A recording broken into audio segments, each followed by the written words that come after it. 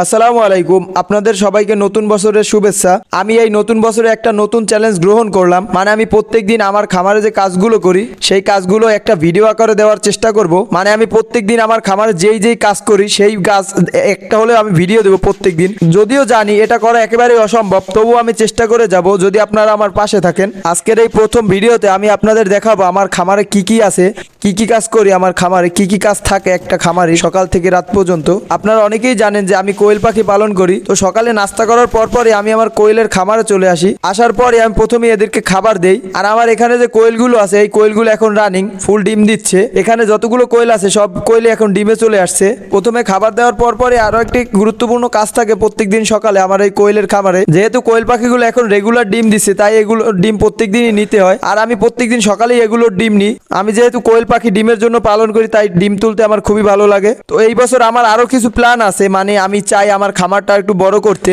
যার কারণে আর কি কিছুদিন পর আরো কিছু কোয়েল পাখির বাচ্চা তুলবো। তো আমার খামারটা জানি আরো একটু ভালোভাবে চালানো যায় সেই পরিকল্পনাই করতেছি এই বছর। যেহেতু আজকে বছরের প্রথম দিন, আজকে থেকেই শুরু করলাম কিভাবে আমার খামারটা বাড়ানো যায় সেই পরিকল্পনা নিয়ে এগোচ্ছি। আমি কিছুদিন আগে একটা ভিডিও করে দেখাইছিলাম যে আমি আমার খামারে কিছু দেশি মুরগি তুলছি, সেগুলো এখন রেগুলার ডিম দিচ্ছে। তো কোয়েল পাখির খাবার দেওয়ার পর সেইখানেই আসি। আসার পর আমার খামারে যে পর্দাগুলো আছে সেই পর্দাগুলো প্রথমে একটা ভালোভাবে তুলে ফেলি, যাতে আলো এবং বাতাস ভালোভাবে চলাচল করতে পারে। যদি আলো বাতাস খামারে ভালোভাবে না পড়ে তাহলে একটা দুর্গন্ধ সৃষ্টি হয় খামারে, যেটা পরবর্তীতে রোগ জীবাণু আকারে ধারণ করে। তো চারপাশের পর্দা ভালোভাবে তুলে দেওয়ার পর আমার যে দেশি মুরগিগুলো আছে, এই যে দেখতে পাইতেছেন আমার দেশি মুরগিগুলো, এই মুরগিগুলোকে প্রথমে পানি দিই, তারপর খাবার দেই। এখানে আমার কিছু ছোট দেশি মুরগি আছে, সেগুলোকেও খাবার দেই, পানি দেই। এগুলো একেবারে নিজের হাতেরই করা। আমার যে মেশিনটা আছে সেই মেশিনটার ভিতরে দিয়ে এই বাচ্চাগুলো ফুটাইছি।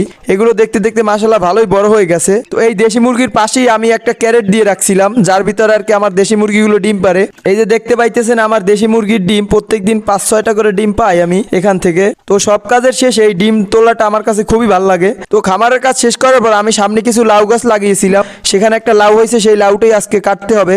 দেখা গেছে পরবর্তীতে ওটা আরো শক্ত হয়ে যেতে পারে, তখন আর কি খাওয়া যাবে না। এই লাউ গাছগুলো এখন প্রায় শেষ পর্যায়ে, এখন 2-1টা করে লাউ হয়। তো আমি চিন্তা ভাবনা করছি যে এখানে লাউ গাছগুলো যতদিন থাকবে, আর পাশ দিয়ে আমি শশা গাছ লাগিয়ে দিব।